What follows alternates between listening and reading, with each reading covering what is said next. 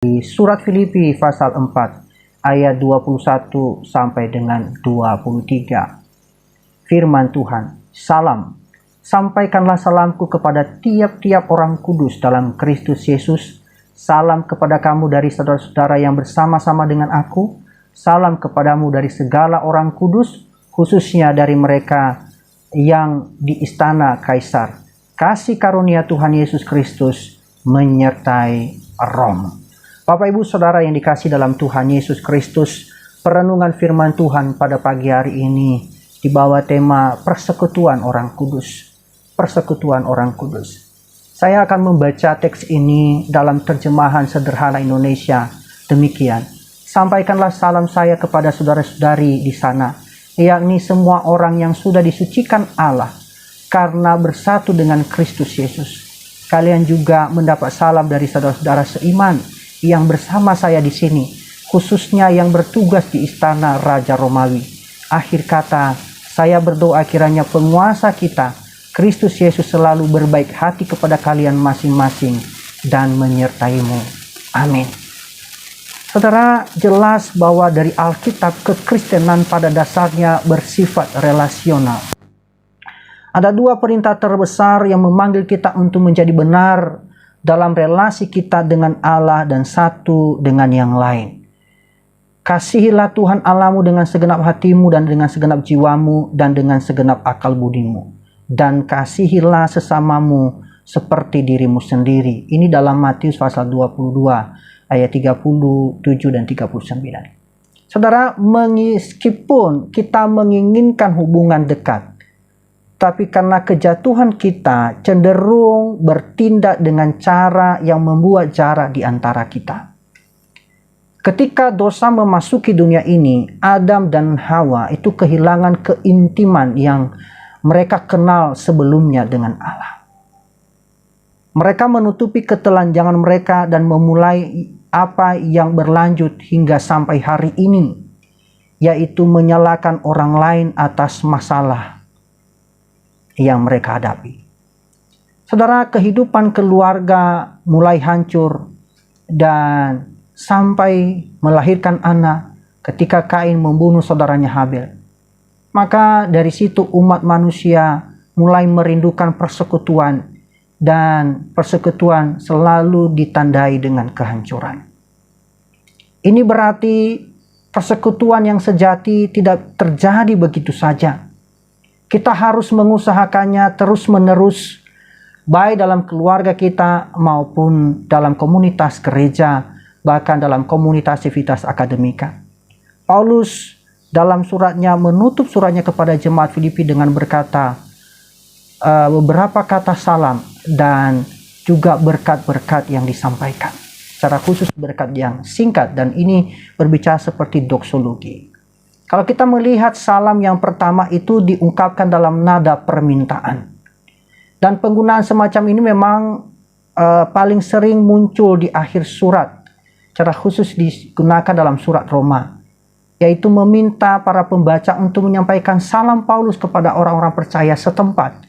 Dan yang di sini seharusnya juga merupakan penggunaan yang sama. Salam pertama ini adalah dari Paulus. Tetapi karena kondisinya yang sedang berada di penjara, untuk sementara dia tidak bisa pergi ke Filipi dan hanya bisa meminta pembacanya untuk menyampaikan apa yang ada di dalam hatinya. Meskipun isi surat Filipi terutama ditujukan kepada para pemimpin gereja, bahkan di awal surat secara khusus disebutkan para penilik jemaat dan juga diaken, Paulus tidak mengabaikan orang-orang percaya lainnya yang ada di Filipi. Jadi ia meminta para pembaca untuk menyampaikan salam dari dirinya kepada mereka semua. Salam yang kedua yang kita lihat adalah datang dari saudara-saudara yang bersama-sama dengan Paulus. Secara khusus dia menekankan tempat atau relasi mereka yang seharusnya mencakup rekan kerja Paulus seperti Timotius, Lukas, Tikhikus, bahkan juga Aristarchus. Artinya yang sedang bersama, yang menemaninya selama dalam pelayanan sebagai rekan kerja, mitra kerja dalam pelayanan ketika sedang dalam penjara. Bahkan dalam pelayanan yang lain. Salam yang ketiga adalah dari orang-orang kudus yang lebih luas. Meskipun tidak disebutkan tempat dan lokasi mereka, tapi diyakini bahwa ini merujuk kepada orang-orang percaya yang ada di Roma, yaitu berada di tempat yang berbeda, namun mereka di dalam Tuhan, satu sama lain saling terhubung. Saudara, ketika kita membaca ayat 21 sampai 23, kita cenderung untuk melewatkan ayat-ayat seperti ini. Tetapi kalau kita melihat di akhir surat ini, kita melihat bahwa ada konsep mendasar yang tidak terpisah dari orang-orang yang dikasihi oleh Paulus. Dan ayat-ayat ini memberitahu kita bahwa sangat penting bagi kita untuk memiliki komitmen pada persekutuan orang-orang kudus. Dan beberapa ayat ini menunjukkan kepada kita paling tidak ada 7 tanda persekutuan orang-orang kudus yang harus kita perjuangkan saat kita berusaha untuk bertumbuh di dalam kasih. Bagian yang pertama yang kita renungkan adalah persekutuan orang-orang kudus adalah persekutuan yang inklusif, di mana setiap orang itu berarti. Di ayat 21. Dengan menggunakan frasa, sampaikanlah salamku kepada tiap-tiap orang kudus. Dalam terjemahan Indonesia Sederhana dikatakan, sampaikanlah salam saya kepada saudara-saudara di sana, yakni semua orang-orang yang sudah disucikan Allah.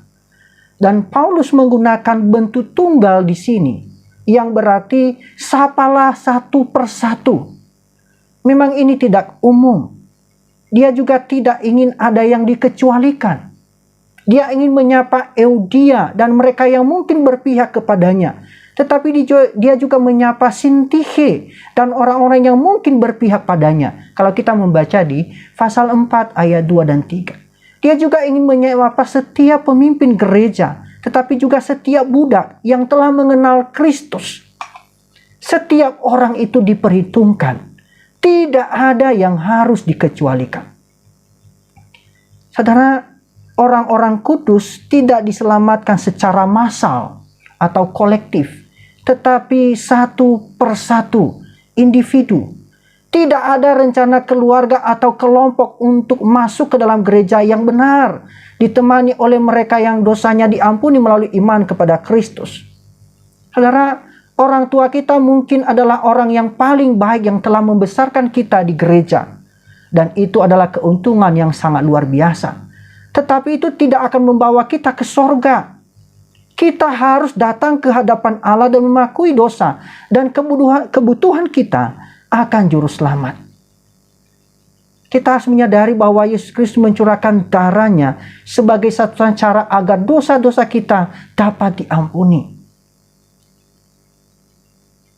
Maka mari kita buang semua kepercayaan pada perbuatan baik atau harga diri kita sendiri.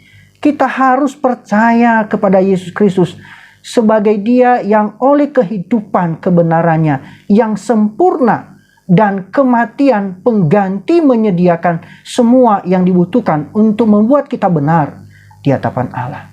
Kemudian kita bergabung dengan persekutuan orang-orang kudus. Saudara, pada saat kita percaya kepada Kristus, Roh Kudus memeteraikan kita ke dalam satu tubuh Kristus, terdiri dari setiap orang di seluruh dunia yang percaya kepadanya. Ini nanti bisa membandingkan dalam 1 Korintus 12 ayat 13. Roh Kudus secara berotoritas menempatkan kita di dalam tubuh Kristus sebagai anggota dengan fungsi penting masing-masing untuk dilakukan. Memang ada beberapa yang memiliki karunia yang mungkin lebih menonjol, lebih terlihat, bisa berkhotbah atau dalam kepemimpinan. Dan juga yang lain mungkin kurang diperhatikan. Seperti orang-orang yang hanya bisa membantu, yang bisa memberikan dorongan. Namun seperti yang dijelaskan oleh Paulus itu sangat indah. Tidak ada anggota yang tidak diperlukan. Kalau kita membandingkan dalam 1 Korintus pasal 12 ayat 12 sampai 31. Sama seperti dalam tubuh manusia, demikian pula dalam keanggotaan kita sebagai anggota persekutuan. Anggota-anggotanya yang mungkin cenderung kita hina, itu sangat penting untuk berfungsinya tubuh kita. Kita mungkin tidak terlalu memikirkan tenggorokan kita, atau mungkin telapak kaki kita, atau bagian-bagian yang mungkin tidak terlihat.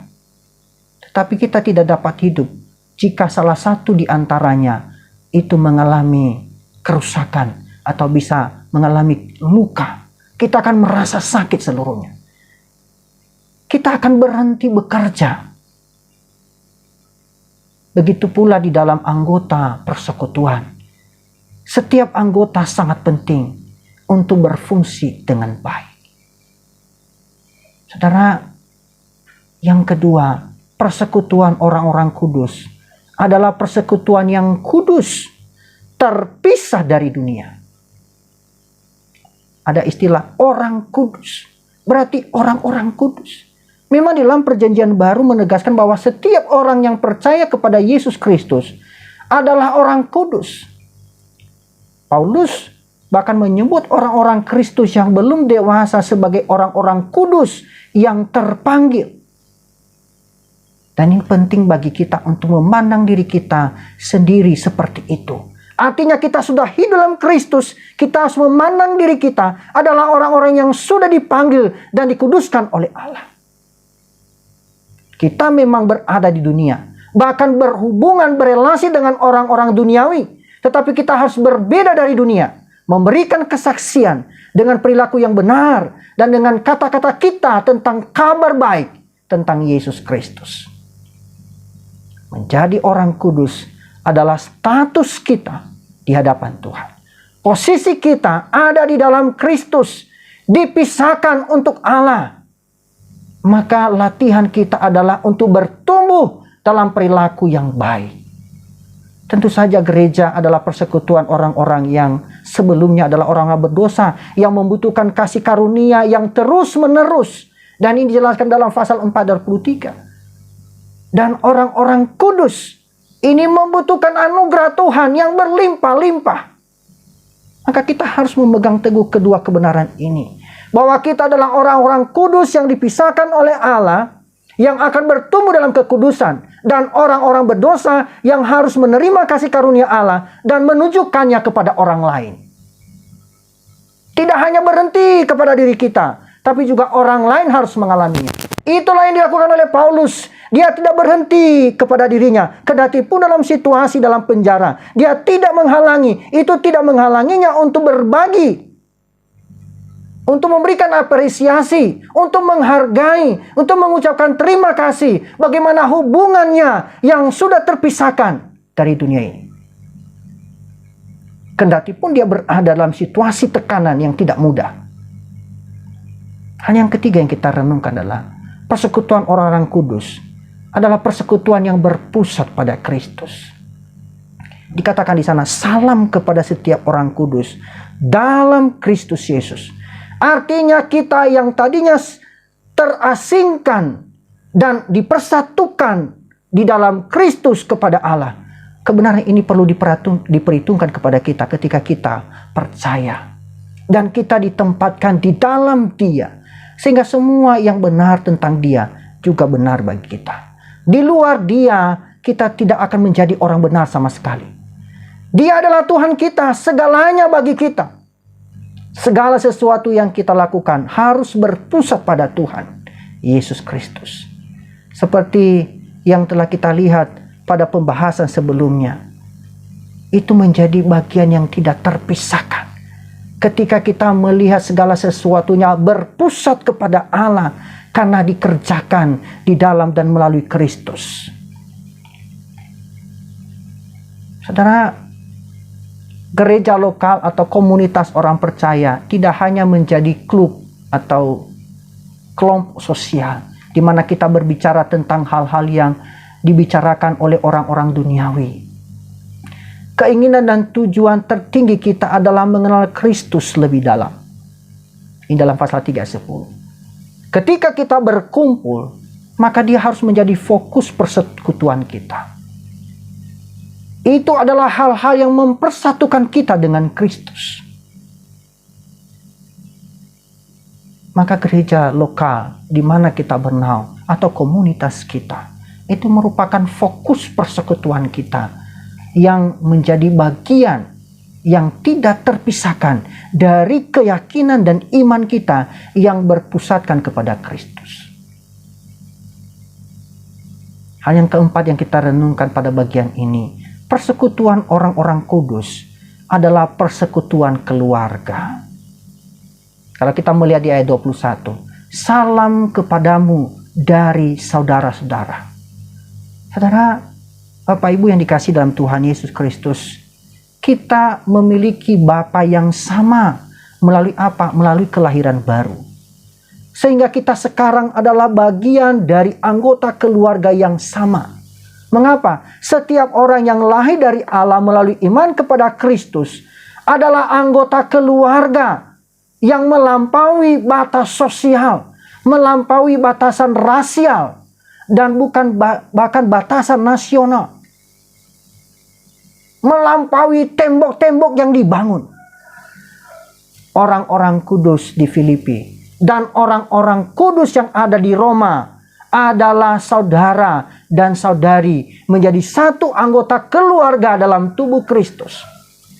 Meskipun mereka tidak pernah bertemu secara muka.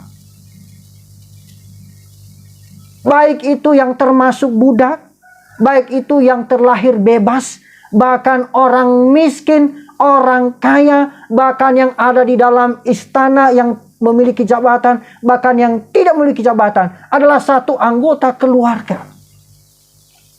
Keluarga adalah sebuah unit sosial yang terdiri dari individu yang terkait secara biologis melalui perkawinan atau melalui adopsi. Dan keluarga biasanya terdiri dari orang tua, ayah dan ibu dan anak-anak mereka. Tetapi juga adalah mencakup anggota keluarga lain seperti saudara, kakek, nenek, paman, bahkan bibi, bahkan sepupu, anggota keluarga yang tinggal bersama. Tetapi dalam iman Kristen, dalam iman kita kepada Kristus, kita itu adalah satu keluarga yang dilahirkan di dalam Kristus dan lahir secara rohani. Menjadi satu anggota persekutuan keluarga yang harus saling membagi, saling mendukung, saling menopang satu dengan yang lain. Dan itulah yang terjadi di dalam surat Filipi. Mereka merasakan satu penderitaan yang satu adalah penderitaan yang dialami oleh mereka sendiri. Apa yang dialami Paulus dalam penjara di Roma, mereka mengalaminya di Filipi. Apa yang dialami oleh jemaat yang ada di Roma dalam pertemuan iman mereka, mereka juga mengalami di Filipi. Saudara, adakah saudara bisa merasakan penderitaan orang lain yang mungkin tidak lahir sedarah sedaging dengan Bapak Ibu Saudara, tapi merasakan kesedihan yang sama, kesedihan yang dalam? Keluarga tidak sempurna. Mengapa? Semua orang sedang dalam proses. Namun tetap bersama dan peduli satu sama lain. Karena ada ikatan keluarga, yaitu ikatan di dalam Kristus. Maka gereja juga harus sama. Komunitas persekutuan orang percaya juga harus sama. Gereja harus menjadi wadah keluarga yang terbuka bagi siapapun.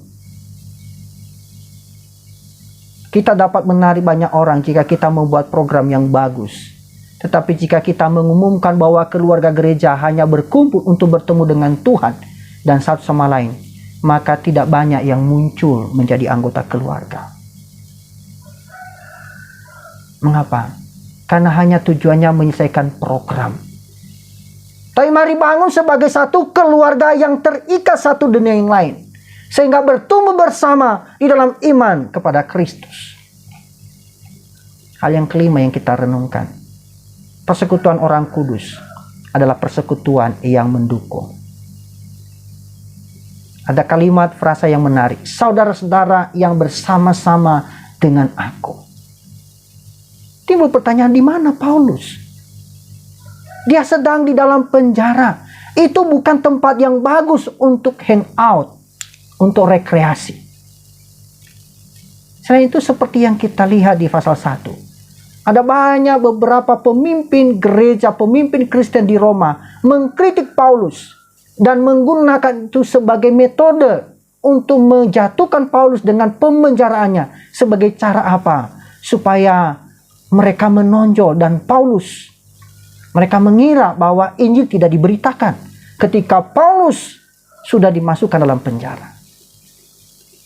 Jadi berada bersama Paulus dalam pemenjaraannya, itu berarti sedang mengekspos diri kita sendiri terhadap kritik dari para pengkhotbah yang bermotivasi egois. Tetapi disinggung dalam bagian surat ini, ada beberapa, yaitu Timotius, ada Epafroditus, dan ada rekan-rekan yang lain. Ada di sana bersama Paulus, berdiri bersamanya pada saat dibutuhkan. Saudara, pernahkah saudara berdiri di satu tempat ketika anggota persekutuan, anggota gereja kita sedang mengalami tekanan? Paulus kuat dan mampu berdiri sendiri untuk Tuhan ketika dia membutuhkannya. Tetapi dia juga menghargai pelayanan dari mereka yang terkadang mempertaruhkan reputasi mereka atau bahkan nyawa mereka untuk melayani dia. Dan selama pemenjaraannya yang kedua, dia menulis kepada Timotius, Tuhan kiranya mengaruniakan rahmat-Nya kepada keluarga Onesiforus yang telah berulang-ulang menyegarkan hatiku. Ia tidak malu menjumpai aku dalam penjara. Ketika di Roma, ia berusaha mencari aku dan sudah juga menemui aku. Kiranya Tuhan menunjukkan rahmat-Nya kepadanya pada harinya. Betapa banyaknya pelayanan yang ia lakukan di Efesus. Engkau lebih mengetahuinya daripada aku. Dalam 2 Timotius 1:16-18. Artinya Paulus tidak mengingkari ada dukungan orang-orang tertentu, berdiri bersamanya, duduk bersamanya, ikut bersamanya, menderita. Saudara, bertahun-tahun sebelum Paulus dan Barnabas berpisah karena Barnabas ingin memberi Markus kesempatan kedua setelah dia meninggalkan mereka dalam perjalanan misi yang pertama. Tapi ketika dia duduk di dalam penjara menjelang akhir hidupnya, Paulus memberitahu kepada Timotius, hanya Lukas yang tinggal dengan aku. Jemputlah Markus dan bawalah ia kemari, karena pelayanannya penting bagiku. Dalam 2 Timotius pasal 4 ayat 11. Intinya, meskipun terkadang kita memiliki perbedaan dengan orang lain, dengan orang Kristen yang lain, kita saling membutuhkan. Kita harus menanggung beban satu sama lain. Kita harus berdiri bersama mereka yang terluka dan memberikan mereka dukungan seperti yang dilakukan oleh saudara-saudara yang ada di Filipi kepada Paulus. Ini bukan hal yang mudah. Tapi ini merupakan satu kesadaran karena persekutuan yang hidup dalam Kristus. Maka bagian yang keenam kita renungkan. Persekutuan orang-orang kudus adalah persekutuan yang bertumbuh di ayat 22. Kalian juga mendapat salam dari saudara-saudari seiman yang bersama saya di sini, khususnya yang bertugas di istana Raja Romawi. Ini dalam terjemah Indonesia sederhana. Istilah ini tidak terlalu berarti keluarga dekat kaisar, meskipun bisa juga mencakup keluarga dekat. Tapi ini merujuk pada mereka yang berada dalam pelayanan sipil untuk kaisar. Dan beberapa di antara mereka mungkin ada dalam daftar. Mungkin Bapak Ibu bisa membaca dalam Roma pasal 16 ayat 1-16. Yang telah ditulis oleh Paulus beberapa tahun sebelumnya. Tapi dalam hal ini mereka sudah menjadi orang Kristen sebelum kedatangan Paulus. Tetapi yang lain memang tidak diragukan lagi adalah mereka yang berada sebagai pasukan elit penjaga kerajaan Romawi yang terikat bersama dengan Paulus. Dan bersama dengan Paulus menjadi pengawal penjaganya tiap-tiap hari. Mengalami perjumpaan dengan Kristus. Melalui apa? Melalui kesaksian Paulus. Paulus sebagai seorang tahanan. Dalam pasal 1 ayat 13 Filipi ini. Namun bagaimanapun juga, Injil itu menyebar. Injil itu terus diberitakan kepada masyarakat dimanapun dia bertemu. Maka dikatakan bahwa justru juga dalam penjara dan komunitas Kaisar juga ada yang bertumbuh imannya. Pengenalannya ada perubahan yang radikal. Mengapa? Mereka melihat kesaksian. Orang ini tidak berdosa. Orang ini menunjukkan kebenaran. Tetapi kenapa dia dipenjarakan? Ini adalah konsep yang luar biasa. Saudara, Kaisar ketika Paulus menulis surat Filipi adalah Nero yang sangat terkenal jahat. Dia naik takhta pada usia 17 tahun. Setelah ibunya meracuni suami ketiganya, yaitu Claudius, yang kebetulan juga pamannya Kaisar. 5 tahun kemudian Nero membunuh ibunya karena dia terlalu memaksa. Bahkan 3 tahun setelah itu dia membunuh istrinya sendiri agar dia bisa menikah dengan istri orang lain. Bahkan dia membunuh banyak pejabat tinggi di militer dan di senat Romawi. Dengan intrik pengadilan semacam itu yang terjadi. Bekerja untuk Kaisar akan menjadi lingkungan yang sangat korup. Namun di sana Injil menyebar. Di sana Injil diberitakan. Saudara, Tuhan mungkin membuat kita bekerja di lingkungan yang jahat. Kita mungkin berpikir, saya harap saya bisa bekerja di tempat yang lebih baik. Atau setidaknya tempat netral di mana saya tidak dikelilingi orang-orang yang percaya kepada dewa-dewa atau leluhur.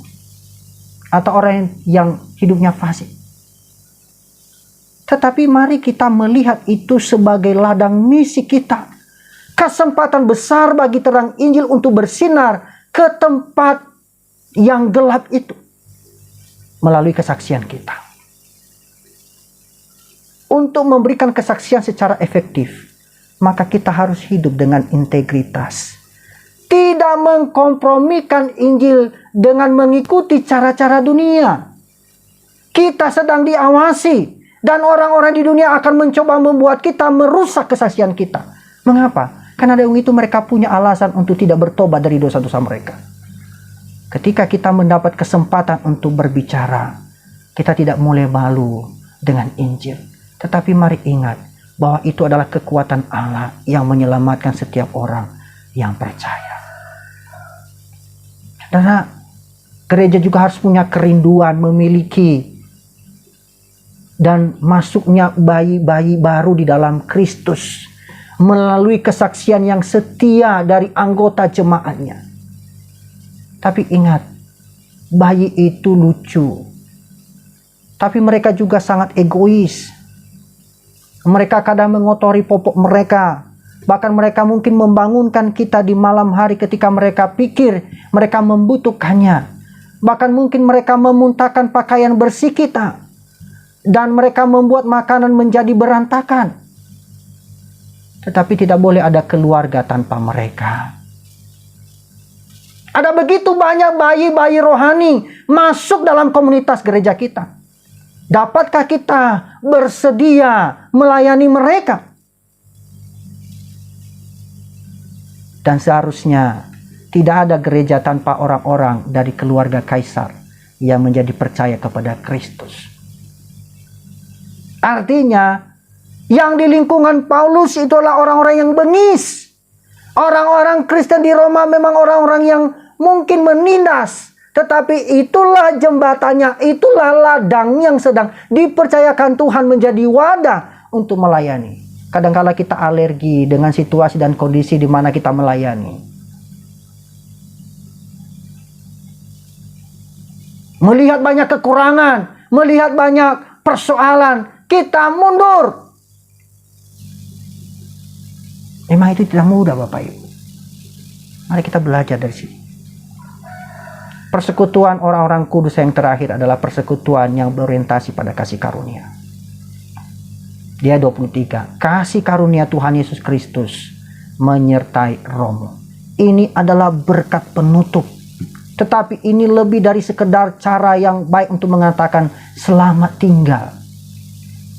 Kasih karunia Tuhan Yesus Kristus sangat penting bagi seluruh Injil.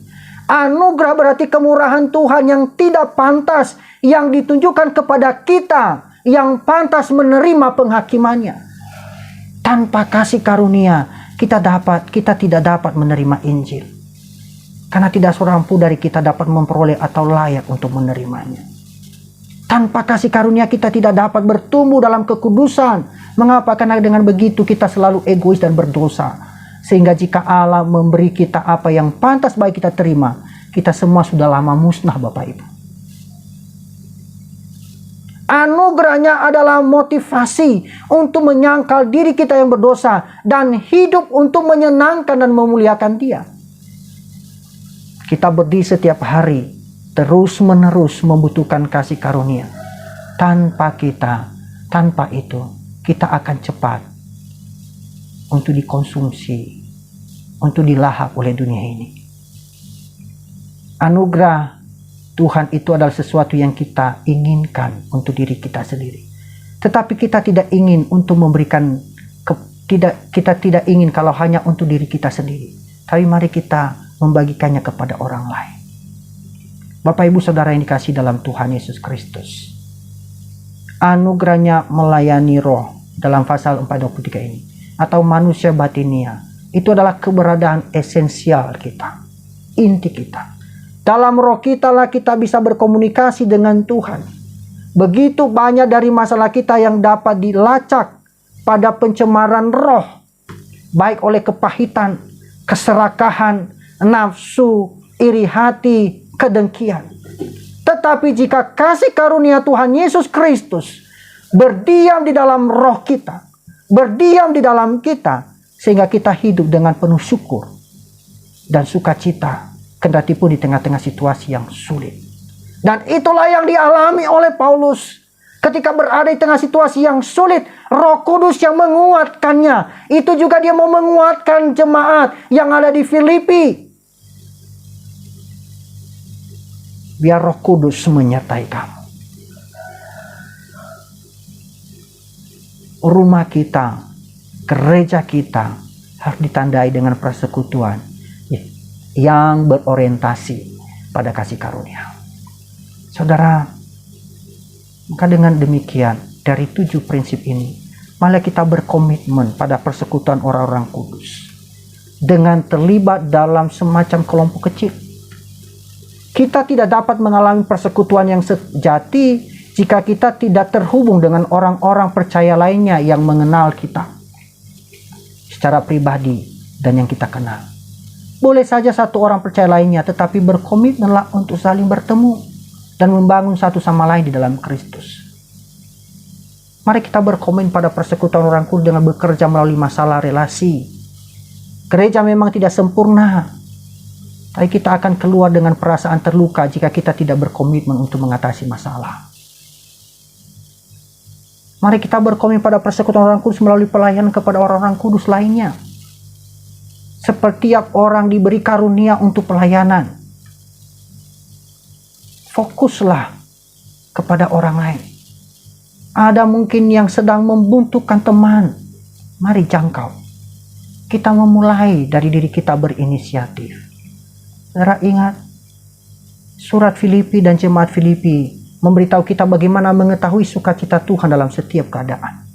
Kita akan mengenal sukacita dengan mengenal kasih karunia Tuhan kita Yesus Kristus melalui Injil. Sehingga kita bertumbuh dalam persekutuan dengan Dia. Kita akan mengetahui sukacita dengan mengalihkan fokus kita dari diri kita kepada orang lain.